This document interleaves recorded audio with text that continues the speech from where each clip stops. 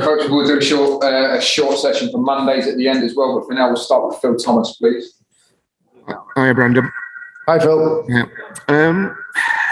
Is it not so much the size of the defeat, that one, as the manner of it? Because it was like the players, you can account for mistakes. Everyone's going to make mistakes, but mentally, it was like the players didn't think they could win that at times. Some of the, the personal battles and that. Yeah, especially first half, Phil. It was we lacked that belief to take the ball and to pass the ball, and then obviously we went to goal behind early on, which obviously was disappointing, and that gives them that confidence then away from home to, as I said, to play to the level that they can do, because they're obviously a top side. So yeah, we're nowhere near our level in the first half, and if you do that against a top side, you end up like we were. Second half was much better, same system, different personnel, different mentality, and we forced Mendy into some saves. But listen, we're honest enough. We were beaten by the better side today. So yeah, we have to take our medicine and look to our next game now. Goes to Jamie Weir again, please, for Sky. Hi, Brendan. How are you doing? Hi, Jamie. The side were booed off at halftime and at the final whistle. I imagine it's incredibly rare in your managerial career you've experienced something like that. But is that something you hear and has an effect on you, or is it something you have to just block out? Yeah, I've got to say, Jimmy, it's very disappointing. I think we have a sense of perspective of where this team has been over these last few years. We were totally overachieved in these last couple of years to arrive not just in the top six, but in and around that top four, and challenging some of these teams that are way above us in terms of budget and depth of squad. So I was disappointed for the players, because there's such an honest group of players. They've given so much. Yeah, we're not quite at our level of confidence, absolutely. And lots of challenges for us with people out and lots of games, and without that real depth of squad to cope with that, and that's difficult. So, yeah, to hear that at halftime, it was disappointing, especially against a team of Chelsea's level. Yeah, we weren't great, but it's something that is so important for a player, because a player will feel that. The players need that encouragement. They need that shot in the arm, and that's the biggest shot in the arm that they can get. So, listen, we'll always respect the supporters' feelings and how they are. But I have a sense of perspective of where this team was and where they've grown to. And okay, got a little bump in the road, and we're working so hard to be better. But yeah, it was disappointing. But like I say, we always respect the supporters' opinions. But it's clearly something that hurts then, that you feel you've got enough credit in the bank with everything you've achieved, that they should have a bit more patience. Well, it's not even so much. I just think for the players, it makes it difficult for them. If they play backwards, it's not always a negative pass. That's to start another attack. You've got to play back to go forward at times in the game, especially under that pressure. So if the players feel that anxiety because they played a backward pass, then of course that can affect them in the game. But listen, this level is all about winning games. We were playing against a top team today who beat us, and we have to learn from that and move on to our next game. Just one final one from me, Brendan. Did today underline Yuri's importance to the team? Because it seemed without him there, you looked a little bit lackluster. Well, without that player that can take the ball, I think, and pass forward, then of course that he's been so consistent for us in that way.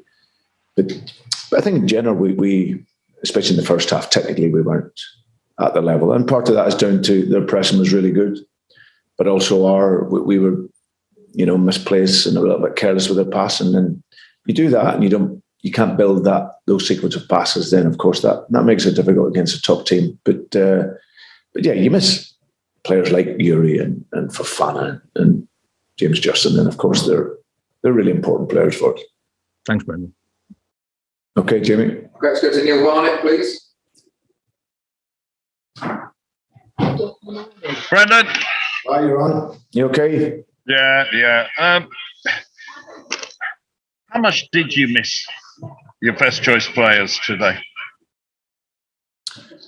Listen, a squad like us always will do, Neil. That's the reality of it. But listen, we're a team that will always have that spirit to keep going, and I think you've seen that with the players today. Even though it was disappointing in the first half, second half they kept fighting, kept walking, kept running, and right to the very end, we were just beaten by a better side. You know, a team that are playing at a really high level, fit, strong, technically at the highest level, and that's why the World Cup winners and European winners and as I said, are playing at that level. So for us, it's having to learn from that and analyse the game and see.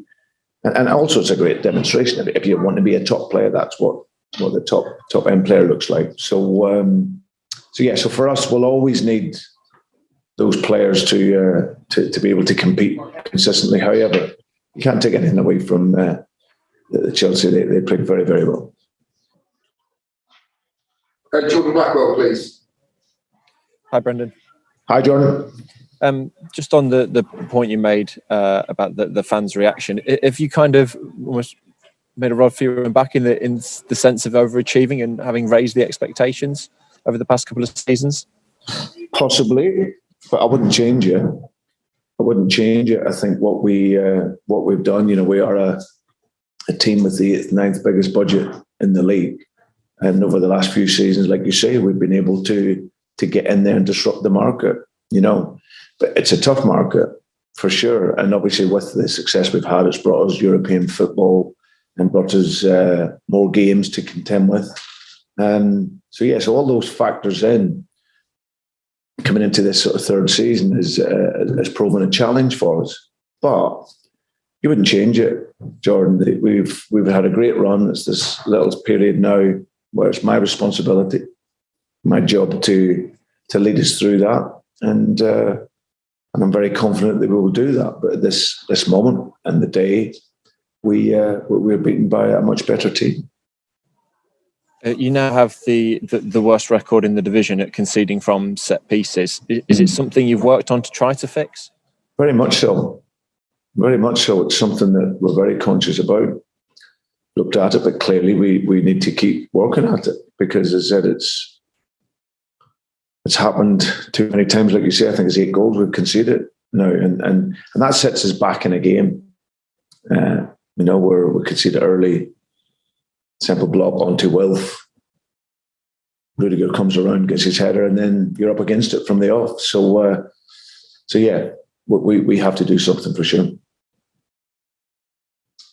Okay, last one for Paul Rowland before we go on to Monday. So, Paul, over to you. You're on mute at the moment, Paul. Sorry about that.